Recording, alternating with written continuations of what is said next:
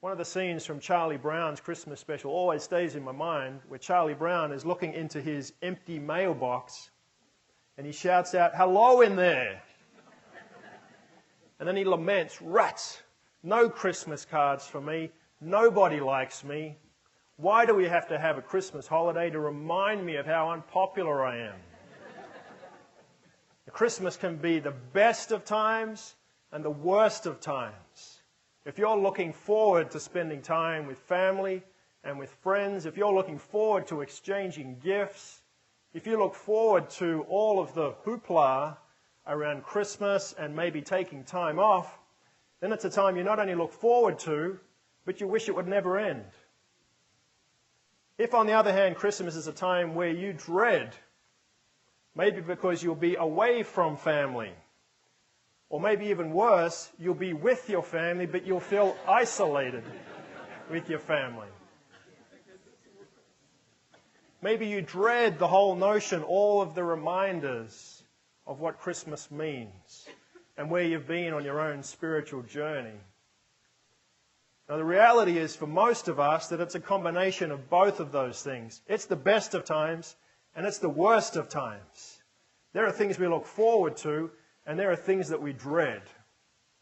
How do you feel about Christmas this year? What is it that the Christmas story does for you? Does the Christmas story give you hope, give you encouragement? Or does it take you back to a place that you don't want to go? Now, my next question is, which Christmas story is it that you remember? Because there are a number. How many of you saw the movie a couple of years ago that was called 4 Christmases? 4 Christmases.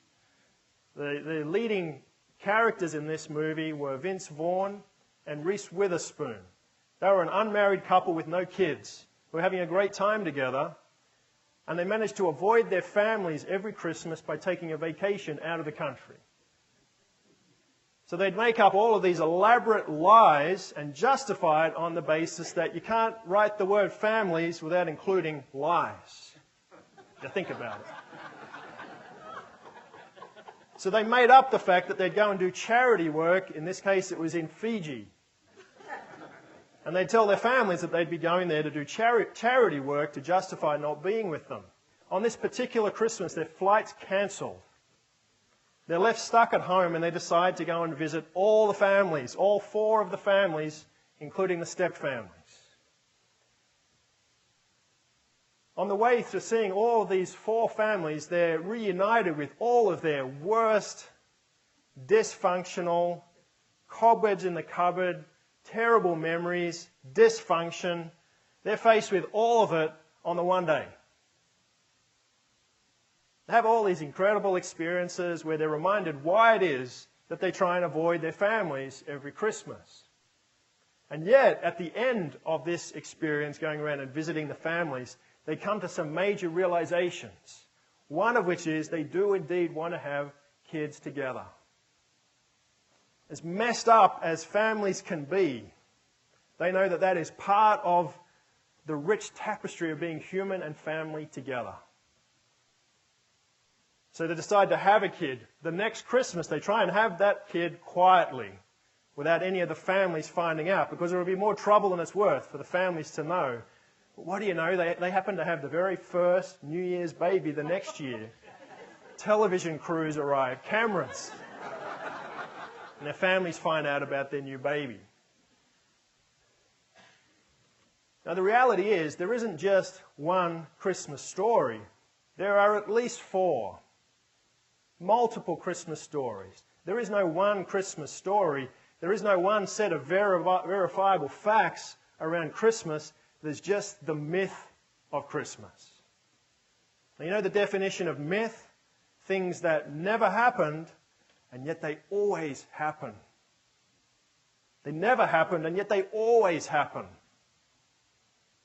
Which parts of the Christian myth do you resonate with? Is it the magical elements of the story? Is it the parts of the story that include a virgin birth, angels, dreams, an incredible star that crosses the sky?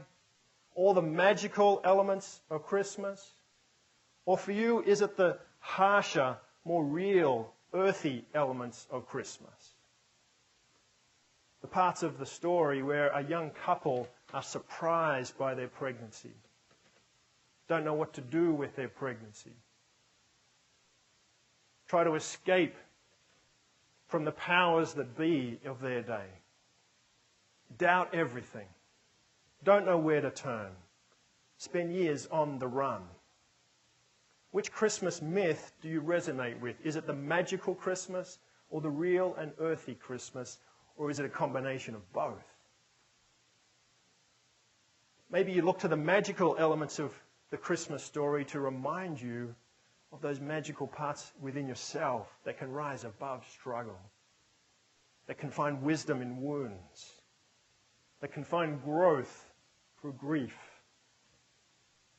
that can find compassion and character through challenge. Maybe you look to that part of yourself which seems to be greater than you, and yet it's intimately, deeply within you.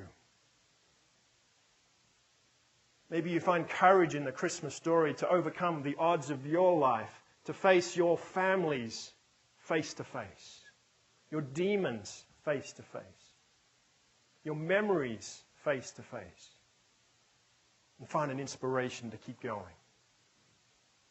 Maybe there's something in the Christmas story that gives you courage, strength to face the powers that be in our world, the powers that would want to squash us. And the story gives you some inspiration to stand strong against those powers. Stand strong, stand up, and keep moving. Which Christmas story is it that you resonate with, and what does it do for you?